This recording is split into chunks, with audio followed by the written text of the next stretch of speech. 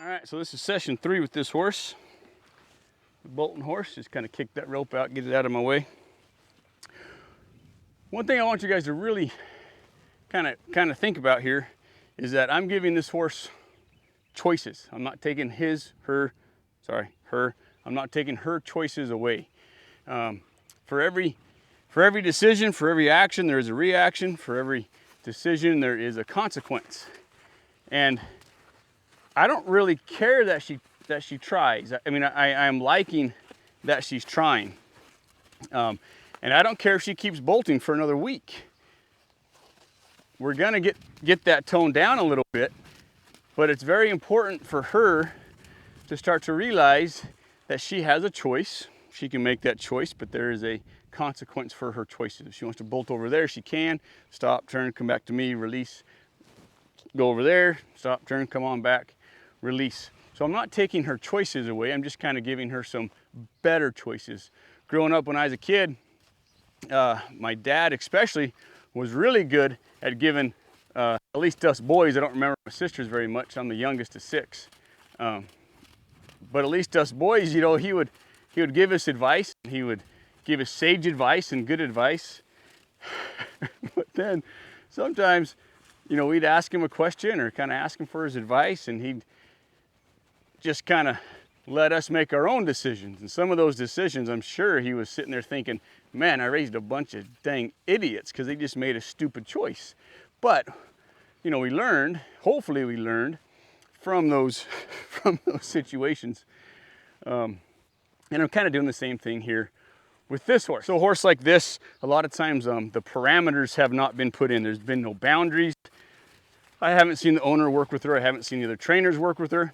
But it just kind of seems like some of the boundaries haven't been established. A lot of things for her maybe have not been very black and white. So we're just trying to establish that right now. Just some of those parameters. All right. Take your hips away. Woo! She caught me with my feet crossed. That wasn't good footwork. Take her hips away. Taking her hips away when she kind of gets that burning desire to take off really fast, and I can kind of read her body. I can see her eyes, I can see her ears, where she's pretty determined on just kind of keeping on trucking. So like there, she kind of tipped that nose out. I'll take her hips away. There you go. Being very particular. Very particular and jealous of this horse's flexion and where she's thinking. If she's thinking back to me, we're good. On a trot, a slower trot. Thank you, ma'am. No, I want to go left. Left means left. I want to trot. Step in here, take the hips. Send her back on. She's kind of got me half cocked, so I'm kind of prepared to step in there and take those hips away. Step in there, give me your hips. Quit kind of thinking those ill thoughts of taking that nose out and running with it. Literally. Let's not do that. I'm not a huge fan of the stick and string when I'm using long ropes. They just kind of get in the way. That's looking better. That's looking better. All right. Good. So every session that you're seeing with this horse is just straight from the pasture into the arena. Showing you what I'm working with, because there's some of you at home that might be working with kind of the same things. All right. She's had the weekend off. Might be feeling a little bit jittery. Drift in here towards her hips, influence her nose by influencing her hip. It's getting a little bit fast, but if I can drift back like this, there she slowed down. If I can drift back here towards those hips, there's your flexion, there's a slowdown. Drift back towards these hips, and I can actually cause, just from my body pressure, those hips to kick out a little bit. And that can slow her down and bring her flexion back towards me.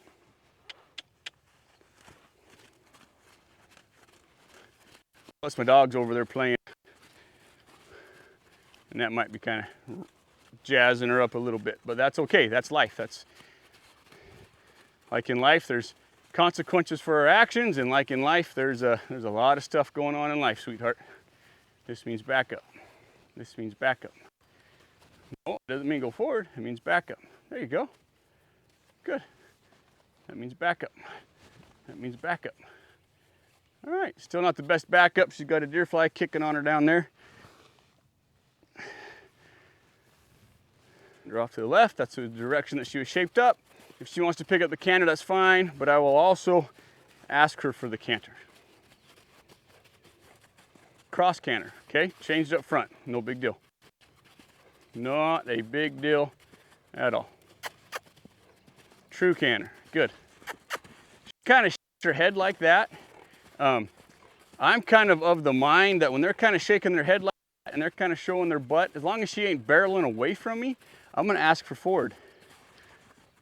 I'm gonna say, let's just keep going forward. I'm a really big proponent of getting your horses to move out forward and riding your horses very forward.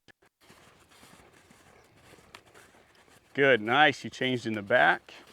Good, good, all right. Step in here, ask her for her hips.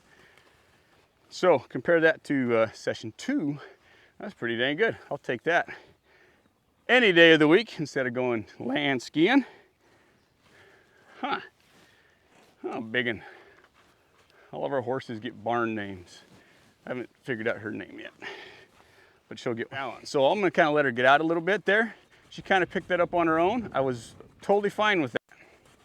Let her canter around. Stuff like that.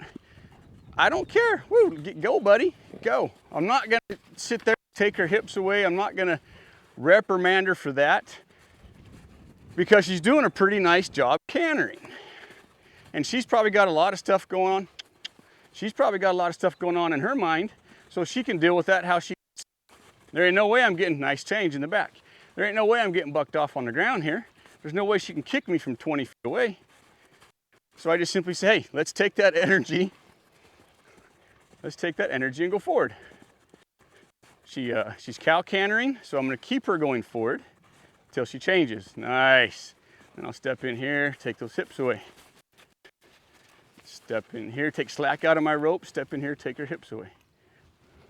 Yeah, so that was really good compared to the second session that I did. And I actually brought a lariat rope out with me so that if I needed to, I could tie a lasso halter or lariat halter just to kind of make a little bit bigger of a brick wall if she decided to bolt on me.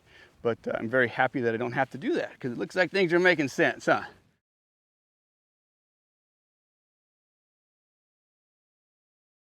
You'll notice when she did that there, she changed in the lead. She kind of went into that little jump crossfiring, and then she crossfired and picked up the lead.